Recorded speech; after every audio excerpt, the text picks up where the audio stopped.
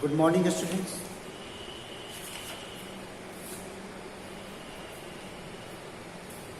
कल हमने जो पिछले क्लासों में पढ़ा था वह था हैदर अली और टीपू सुल्तान। आज हम जो चैप्टर पढ़ने जा रहे हैं वो आंग्ल मैसूर युद्ध है। अक्सर क्वेश्चन ऐसे भी आते हैं कि आंग्ल मैसूर युद्धों का वर्णन करें। कुल 4 आंग्ल मैसूर युद्ध हुए थे। इन युद्धों में अंततः अंग्रेजों की विजय हुई और मैसूर राज्य की समाप्त हो गई। सबसे पहले हम देखते हैं पहला युद्ध 1767 से 72, दूसरा युद्ध 1780 से 84, तीसरा 90 से 92 और चौथा और आखिरी युद्ध 1799 ईस्वी में। हैदराबाद के निजाम, जिसके शासक निजाम अली थे, उन्होंने अंग्रेजों के साथ एक संधि की और इस संधि के अनुसार उन्होंने इस क्षेत्र को कर्नाटक क्षेत्र कहलाता है या उत्तरी सरकार के क्षेत्र कहते हैं, वह क्षेत्र दान दिया था। और एक संधि के अनुसार उन्होंने निजाम को ये वादा किया था कि वो मैसूर के विरुद्ध युद्ध में उनकी सहायता करेंगे। दूसरी तरफ उन्होंने एक त्रिगुट कायम किया अंग्रेजों ने, वह था निजाम और मराठे के साथ मिलकर एक त्रिगुट बनाया जो कि हैदर अली का त्रिगुट था। हैदर अली मैसूर का शासक, ये मैसूर का जो क्षेत्र है, ये मैसूर का शासक हैदर अली था जो अपनी शक्ति को बढ़ाया जा रहा था। हैदर अली जब इस त्रिगुट के बारे में जानकारी मिली तो उसने कूटनीति का सहारा लिया और उस कूटनीति के सहारे में उसने मराठों को धन दे करके और निजाम को कुछ क्षेत्र देखने का वादा करके उसको इस कूट से अलग कर दिया। जब अंग्रेज अकेले पड़ गए तो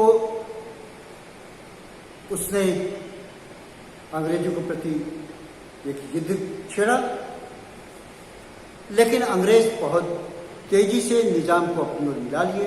इसके बावजूद हैदर अली ने निजाम और अंग्रेजी की सेना को बुरी तरह पराजित किया। हालांकि इन दोनों ने मैसूर के ऊपर आक्रमण किया था, लेकिन उसमें उसको पराजय का ही मुंह देखना पड़ा था। हैदर अली आगे बढ़ते हुए उसने मद्रास पर अब घेरा डाला और 1769 ईस्वी में उसने मद्रास को चारों ओर से घेर करके, जिसे आज हम चेन्नई कहते हैं, अंग्रेजों को एक मजबूरी तौर पर संधि करने को बाध्य किया। यह तिरस्कारपुर संधि 1769 में हुई थी जो अंग्रेजों के विपरीत हुई थी। हालांकि मैसूर और अंग्रेज दोनों एक दूसरे के क्षेत्र को लौटा दिए और एक संधि के अंतर्गत जो 1769 की जो संधि थी, इसके अंतर्गत उन्होंने एक दूसरे को मदद देने का वादा किया। अगर कोई बाह्य शक्ति आक्रमण करती है तो इस संधि के अंदर दोनों एक दूसरे की मदद की और इस प्रकार 1769 ईस्वी में पहला युद्ध समाप्त हुआ। अगला हम देखते हैं कि 1771 में जब मराठों ने मैसूर पर आक्रमण किया तो संधि के अनुसार अंग्रेजों को मदद देना था हैदर अली को, मगर अंग्रेजों ने ऐसा नहीं किया, मदद के लिए आगे नहीं बढ़े। अंग्रेजों ने जब आगे नहीं बढ़ा तो मैसूर ने अपनी शक्ति बढ़ाने के लिए दूसरा स्रोत ढूंढा और यह बहुत ही आवश्यक था उसके लिए, ताकि वो अंग्रेजों से संघर्ष कर सके। अतः इसके लिए उसने फ्रांसीसियों से मदद ली, बंदूक बनाने, तोप का निर्माण करने, सोरा और गोला बारूद के लिए उसको फ्रांसीसियों से मदद मिली, काफी मदद मिली इस मामले में। फिर माही जो एक महत्वपूर्ण व्यापारिक केंद्र था, इस तट पर, पश्चिमी तट पर व्यापारिक केंद्र था, उसको लेकर के अंग्रेजों के साथ उसका झंझट हुआ। अंग्रेज ब्रिटिश माहे पर कब्जा करना चाहते थे। मैसूर के शासक हैदर अली ने इसे ऑफेंसिव समझा और यही कारण है कि इसका अंग्रेजों से द्वितीय युद्ध शुरू हुआ 1780 ईस्वी। हैदर ने कर्नाटक पर आक्रमण कर दिया। कर्नाटक क्षेत्र में आक्रमण किया जो अंग्रेजों का अधिकार क्षेत्र में, और वहां पर कर्नल बेली जो एक अनुभवी सेनापति थे उसको हरा दिया। कर्नल हराने ये बेली को हराने के बाद वह आगे बढ़ता हुआ चेन्नई यानी मद्रास पर की ओर आगे बढ़ा, परंतु उसके पहले ही पोर्टो नोवो और पालूर में इसको हार का सामना करना पड़ा और इसी प्रकार वह सोलिंगपुर में भी वह पराजित हुआ। लेकिन अगले ही साल 1781 ईस्वी में उसने अंग्रेजों को हराया और समुद्र से उसका संपर्क काट दिया। समुद्र से संपर्क कटने से अंग्रेज कमजोर पड़ गए, क्योंकि अंग्रेज सामुद्रिक शक्ति की बदौलत ही वह भारत और इसके समीपवर्ती क्षेत्रों में वह विजय पाए थे। इसके बाद उसने कर्नल ब्रेथवेट को भी हराया और इस प्रकार जय और पराजय दोनों का खेल चलता रहा। इसी दौरान 7 दिसंबर 1782 ईस्वी को हैदर अली की मृत्यु हो गई, परंतु उसके पुत्र टीपू सुल्तान ने युद्ध को जारी रखा, क्योंकि वह योग्य पिता का योग्य पुत्र था और वीरता के साथ वो लड़ता रहा। अंत में 1784 ईस्वी में दोनों जब थकान होने लगी और हैदर की सामरिक क्षमता कम पड़ने लगी, उसकी सैन्य सामग्रियां कम पड़ने लगी, तो उसने युद्ध के लिए आगे बढ़ा और मैंगलोर नामक स्थान पर 1784 ईस्वी में एक संधि हुआ और इस तरह द्वितीय युद्ध समाप्त हुआ। तो इसमें हैदर अली और टीपू सुल्तान दोनों लड़े थे, लेकिन हैदर अली की मृत्यु हुई। इसके बाद अगला युद्ध 1790 से 92 के दौरान चला। 1786 ईस्वी में लॉर्ड कॉर्नवालिस भारत का गवर्नर जनरल बनकर आया।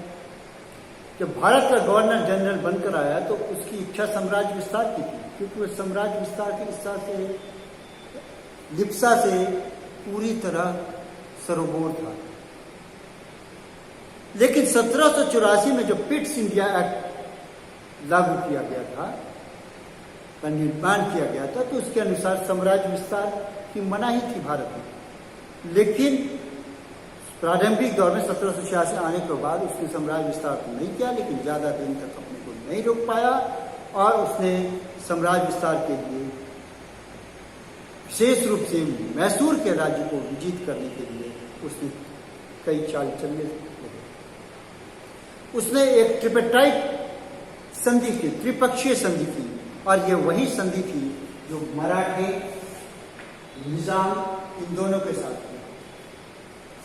मराठे और निजाम के साथ उसने संधि की और उनको क्षेत्र देने का वादा किया, और टीपू सुल्तान इसको देखते हुए अपनी सैन्य शक्ति बढ़ाने लगा। उसने अपने आर्थिक क्षमता को बढ़ाने के लिए और सैन्य शक्ति को बढ़ाने के लिए अपने दूत विदेशों भेजा। कस्तूरबा ने टर्की में भेजा और फ्रांस में भेजा, इनके अलावा ईरान और पेगू में भी भेजा, और उनसे सहयोग की भी अपेक्षा रखा, और इस तरह उसका बढ़ने लगा। उसने एक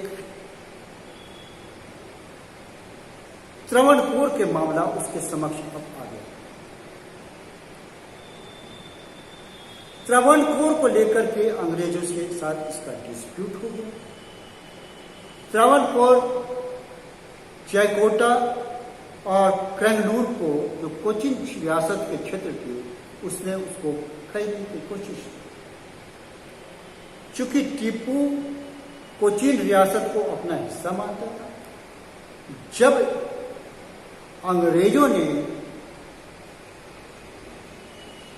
देखा इस तरह की हो रही है तो उन्होंने त्रावणकोर के राजा का पक्ष लिया, क्योंकि उनके साथ उनका पहले ही एक संधि हो चुकी थी और वो उस संधि के अनुसार वो त्रावणकोर का पक्ष ले रहे थे। और दूसरी तरफ लॉर्ड कॉर्नवालिस मैसूर से युद्ध करने का बहाना ढूंढ भी रहा था और त्रावणकोर का बहाना लेकर के उसने मैसूर के विरुद्ध युद्ध छेड़ दिया। शुरुआती दौर में टीपू सुल्तान को काफी सफलता मिली, परंतु कालांतर में कॉर्नवालिस ने बड़ी सेना लेकर के वेल्लोर अंबूर को जीतता हुआ बेंगलोर तक आ पहुंचा और 1791 ईस्वी में उसने बेंगलोर पर अपना कब्जा जमा लिया। कालांतर में उसने रंगपट्टम की ओर आगे बढ़ा। अंत में टीपू सुल्तान को संधि के लिए रिक्वेस्ट करना पड़ा और ये युद्ध अंग्रेजों के पक्ष में रहा। यही वजह है कि जब संधि हुई, ये संधि 1792 ईस्वी में श्रीरंगपट्टम के संधि के नाम से जानी जाती है।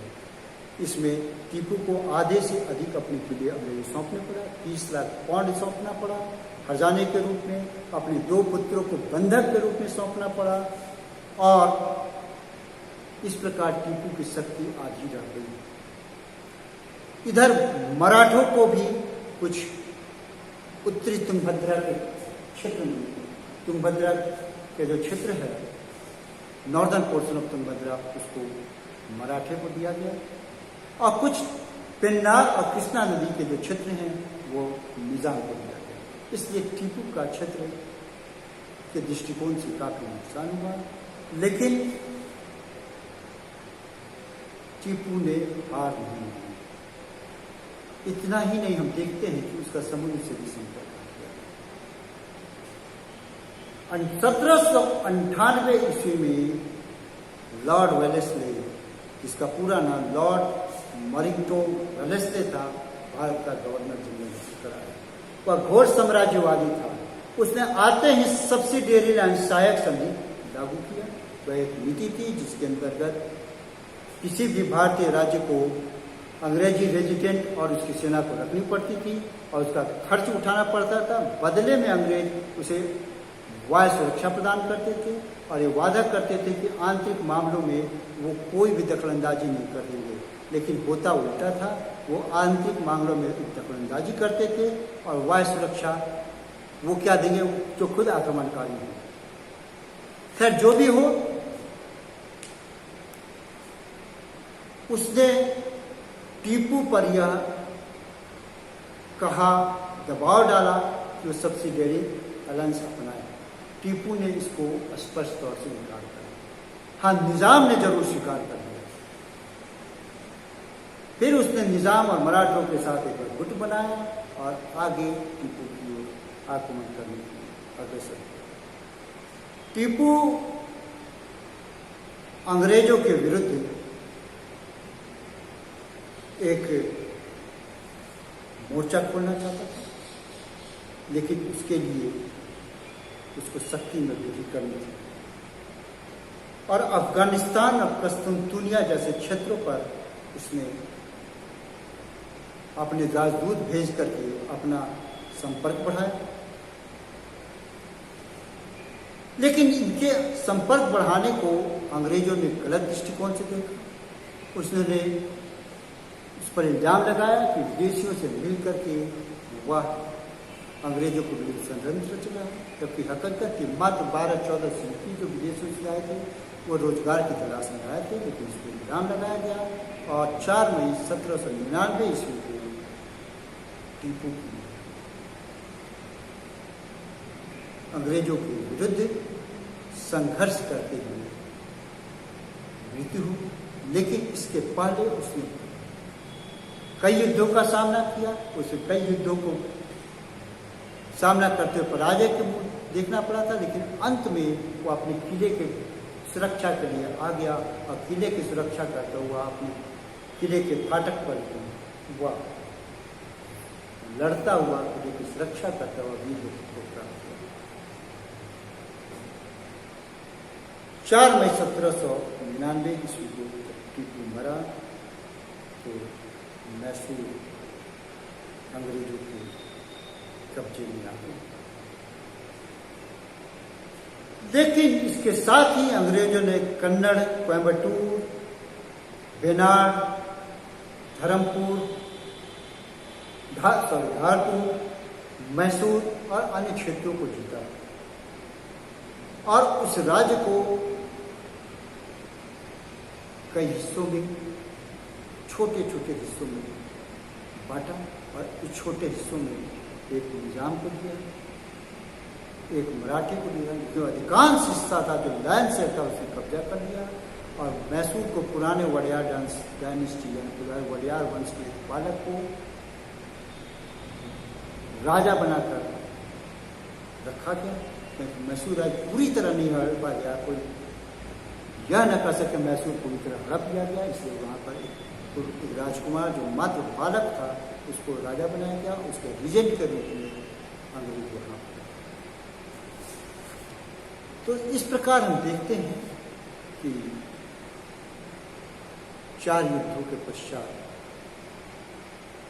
मैसूर पर अंग्रेजों का अधिकार है, लेकिन टीपू लड़ते हुए मारा गया। उसने अंग्रेजों की अधीनता स्वीकार नहीं की, नहीं स्वीकार किया।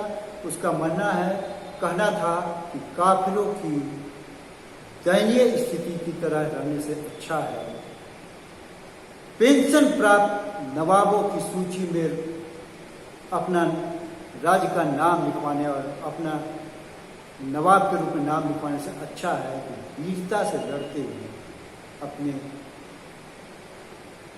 राज्य की रक्षा करते हुए सदगति प्राप्त करना बेहतर है। वह शेरों की तरह 2 दिन जिंदगी जीना बेहतर है बनिस्बत में एक भेड़ बकरियों की तरह लंबी जिंदगी जीना।